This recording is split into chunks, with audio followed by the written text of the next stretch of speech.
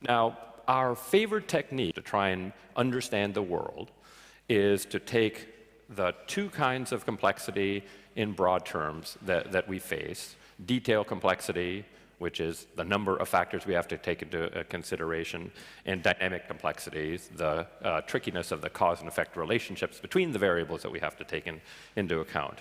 What we've done as we've become ever more scientific is to handle the dynamic complexity by minimizing and simplifying the detail complexity. That is to say, to take into account fewer things so that we can understand those things better, which has created silos of knowledge, ever deeper silos of knowledge.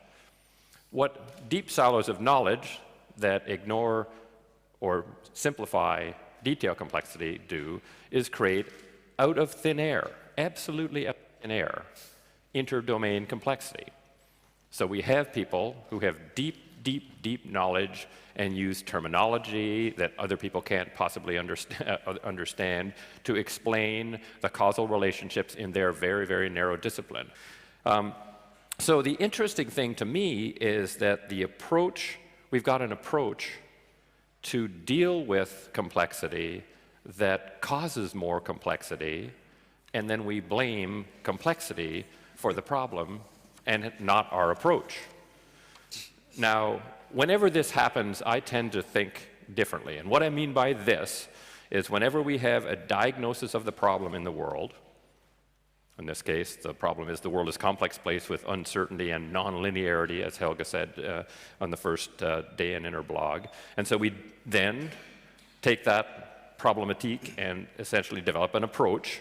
We're going to break things into narrow silos, i.e. to manage detail complexity, to deal with dynamic complexity using the scientific method on narrow problems. And that will manage complexity. That's our thesis. My approach, generally speaking, in these situations is to sack the approach. If the approach cannot deal with the problem, using as an excuse that the problem is much harder than we thought, and that's why the approach isn't as effective as we thought, I think is not what you want to do. My rule, for what it's worth on things like this, is it would be to have an approach whose success is defined by keeping the problem at least level. I feel, for what it's worth, the analogy for me, because I'm sort of an economist on the side, is places like the Bank of England and the Bank of Canada that set inflation targets, right? And they say, here's the inflation target, and we're going to manage to that inflation target. We're going to tighten monetary policy if inflation gets out of hand, loosen it if it's below. So they've got that view. I would have the same view, which is our approach, whatever approach we use, should say we have to, if our approach to managing complexity, right, is that we got to keep complexity at the same level. If it's rising, we got a bad approach. What I do think is an approach that can and will work if used is to explicitly deal with interdomain complexity. And as soon as you have a complex system, you will have interdomain complexity. Which is the complexity that's caused by different models, completely different and seemingly incommensurable models that are used in two different domains that are side by side, if you will, and need to be integrated, right?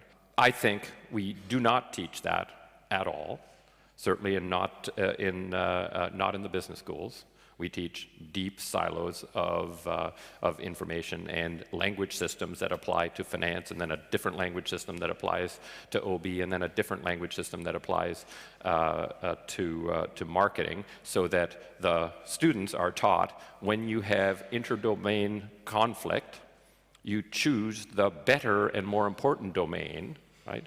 And apply the tools you learned in that domain and ignore the other domain and just say, well, that doesn't matter as much. Instead, my approach is to teach students actually how to deal with interdomain complexity directly with something that I call integrative thinking. So I think it's time to recognize that our approach to dealing with the complexity of the world is fundamentally flawed, and stop making excuses about it and do something instead.